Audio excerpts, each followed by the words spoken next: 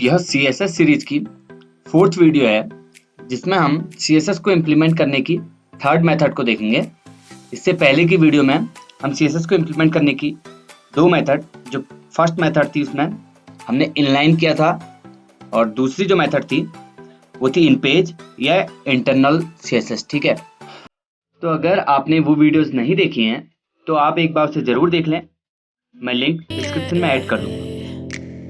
तो आज की वीडियो में हम CSS को इम्प्लीमेंट करने की 3rd मेथड को देखेंगे। इसका नाम है एक्सटर्नल CSS।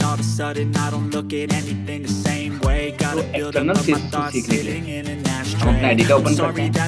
मैंने इसकी जो पुरानी फाइल थी इंटरनल CSS को थोड़ा चेंज किया है, तो मैं आपको दिखाता हूँ।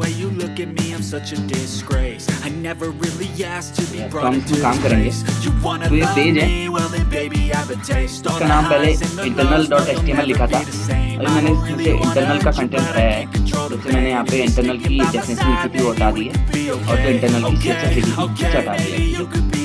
तो अभी हम एक्सटर्नल को देख रहे हैं। तो इसकी डेफिनेशन जो है वो है an external style sheet is a separate CSS file that can be accessed by creating a link with in the head section of the web page. इसका मतलब है कि हम एक CSS की सेपरेट फाइल को बनाते हैं और उसे यहाँ पे हेड सेक्शन, जो आप सभी जानते हैं ऊपर है, यहाँ पे उसे लिंक करते हैं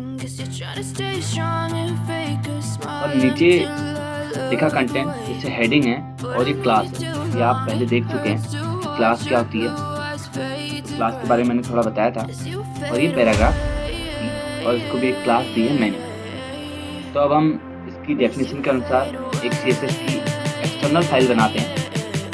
मैंने सेव किया। मैं आपको बिना CSS के दिखाता हूँ कि ये नॉर्मली कैसे दिखती है, ठीक है, ब्राउजर पे कैसे बनाना। तो ये देखिए बिना CSS के आप देख सकते हैं हेडिंग 1, 3, 4 और ये पैराग्राफ, ठीक है। और इसमें CSS को इम्प्लीमेंट करते हैं। तो उसके लिए हम एक नई फाइल, इसको मैं नाम दे देता हूँ style.css।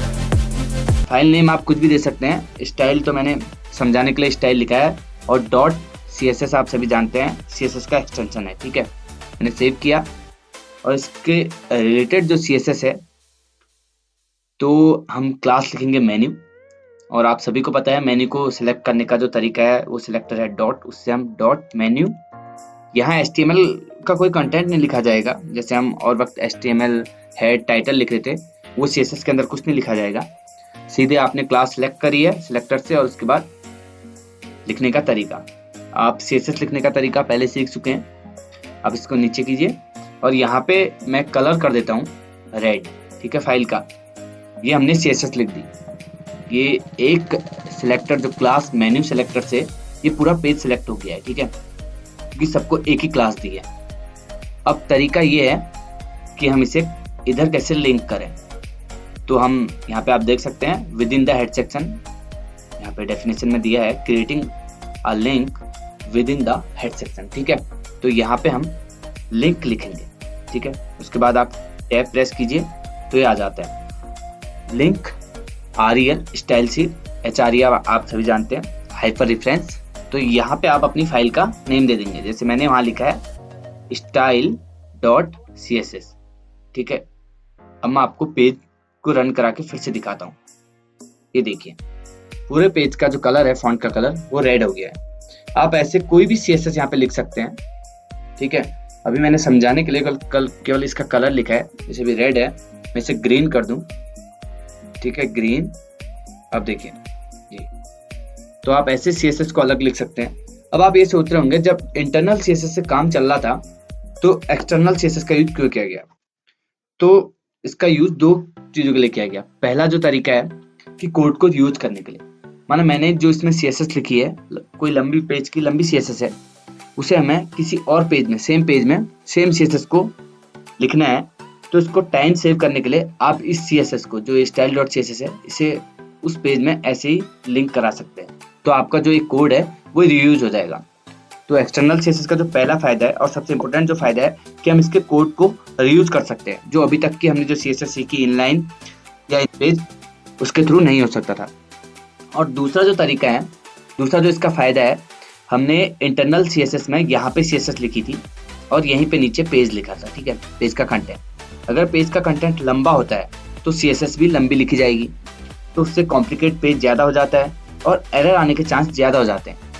दूसरा, अगर आप पेज को देखेगा कोई प्रोग्रामर, तो उसको कहीं पे माना एरर आ जाती है पेज में, तो उसे सर्च करने में काफ़ी टाइम लग जाएगा, क्योंकि पेज लंबा होता है तो थोड़ा ऊपर नीचे हो जाता है। ठीक है, अगर अलग से CSS लिखी है तो आप यहाँ पे पेज का कंटेंट देखिए और सीधे CSS को यहाँ चेक कर सकते हैं, तो इससे एरर आने के चांसेस काफ़ी कम हो जाते हैं। इसलिए सबसे ज़्यादा जो CSS यूज करी जाती है वो एक्सटर्नल CSS का यूज किया जाता है।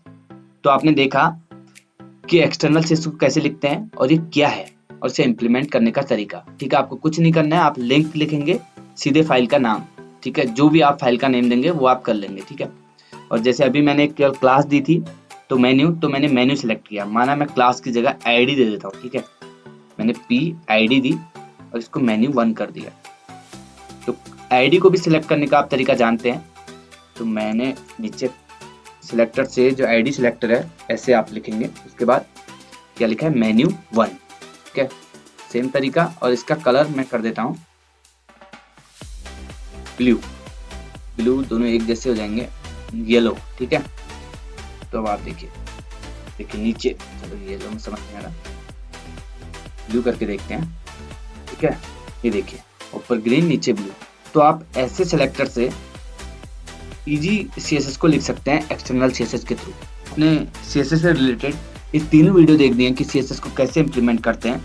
अगर इन वीडियो से रिलेटेड आपकी कोई भी क्वेरी या कोई भी प्रॉब्लम हो तो आप नीचे कमेंट सेक्शन में बता सकते हैं। Thank you.